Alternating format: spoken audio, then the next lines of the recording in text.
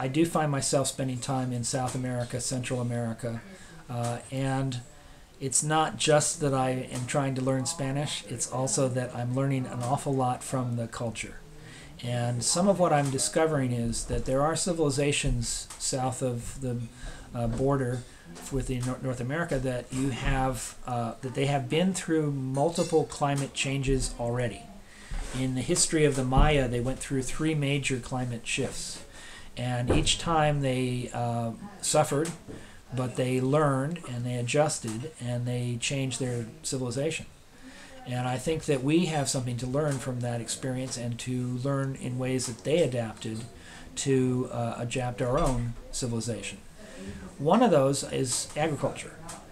So we as Europeans arriving in this continent many centuries ago looked at the native agriculture and said, well, they're primitive peoples, hunters and gatherers, they're not agriculturists. And so we imposed our system of agriculture, which had arisen out of the Fertile Crescent and was involving plows and irrigation and hybrid seeds and traditional ways of doing row cropping. And we had to battle the insects and battle the predators and somehow provide our food from this system. Well, something that we could have learned was that everywhere that had been practiced for 5,000 years had turned into a desert. Look at the Fertile Crescent today. Look at northern Africa. Look at the area in the north of China. You go back thousands of years there of irrigation, the plow, and the kinds of agriculture that were practiced, and you find that those destroy soils over the long term. They destroy the soil food web. And so what happens is you end up with sterile deserts instead of fertile soils. Well, in the Americas, when we arrived, it was a fertile soil that was supporting a large population. And they were 8 or 10 times more vulnerable than, say, the Africans were to European diseases. And because of that, there was a 95 or to 99.5% kill of those who we contacted when we arrived. Population in many parts of the Americas back in the 15th century was larger than it is today. There could have been 1 billion people living in the Americas pre-Columbus.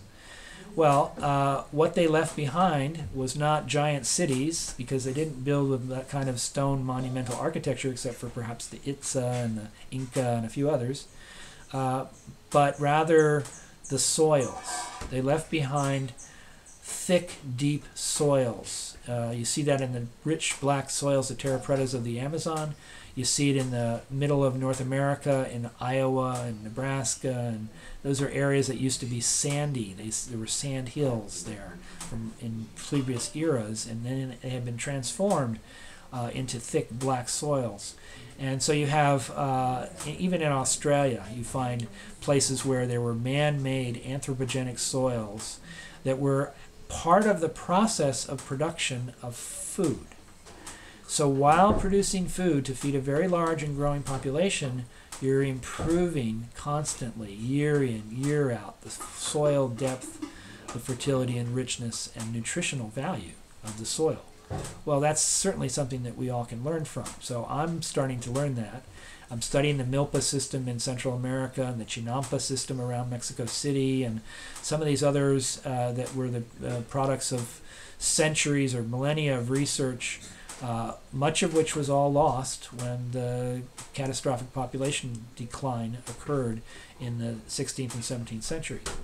So we're now seeing the use, again, of agroforestry around the world, and we're discovering that agroforestry is more productive than your normal row cropping is, and that agroforestry is mixed polyculture with other plants in regimes, water plants, water features, broad-scale permaculture is in fact probably the only way we're going to feed a growing population worldwide. I mean, we're already hitting 7 billion. We'll probably be at 9 billion by mid-century. We're going to have some kind of retraction from that, retreat from that.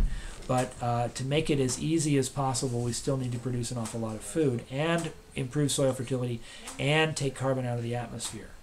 And I'm learning that that has been the process here in Latin America, which is its fascination for me.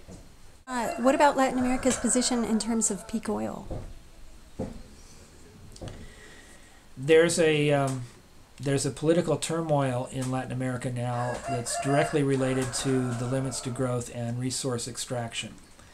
Certainly petroleum is a major component of that, but so are the copper mines and silver mines and the ores that are being taken out in places like Bolivia and Paraguay and Uruguay and Argentina for cell phones and computers and other things. Well, all of those, because they are non-renewables, have a limit, and they're finite. They're going to be, at some point, extracted to the point where it's no longer energetically feasible. It's no longer economic to pull them out of the ground. And we're reaching that point in several places now. We're already into the Orinoco heavies in Venezuela, where they had these light sweet crudes for so long that they were getting a certain source of wealth in Venezuela. But then now they're into the deep, thick crudes, the Orinoco heavy, that's very difficult to refine. And you find the same is occurring in many different places, and certainly in Mexico, where back in the 1930s, Mexico was becoming a world oil power, and it nationalized its oil companies, and that has been a main support for the government of Mexico. That's how they managed to make Mexico into the developed country that it is today, was by directly applying oil revenues owned by the government to economic improvement in the life of the average person. Well, all of that's about to unravel because their oil is declining. The Cantarell field, which is the largest field, probably the second largest ever discovered after Ghawar in Saudi Arabia, is declining now at the rate of about 14% per year. Well, that's half every 5 years. So if you look at Mexico's overall oil supply, it's in decline and fairly rapidly. The United States draws lots of oil from Mexico, probably a third, or it's third now on the list of exporters that the United States relies upon. So we in the North are asking Mexico to increase production. It's saying, no, we have to decrease production because our oil's running low. In fact, they're saying the head of the Pemex went on television to say it's going to be gone in 3 years. So the U.S. should be saying, okay, conserve your oil. But instead we're saying, no, give us more. And Mexico, strangely, is saying, okay, here, have the last of it. Well, what are they going to do after that? Well, they're depending on tourism. Well, how are the planes going to fly? Where are they going to get the jet fuel? The United States is depending on Canada. They're depending on Venezuela. Both of those are into the bottom strata of what's available. This isn't just about oil, though. It's about everything that we use that is a non-renewable.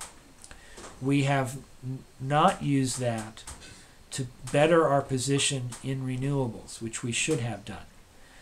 The non-renewables are a one-time solution. We can recycle it, but the laws of thermodynamics tell us that it will always decline in quantity and value. So we need to begin to transform our countries and our world to depend entirely on renewables and things that we can cycle indefinitely forever.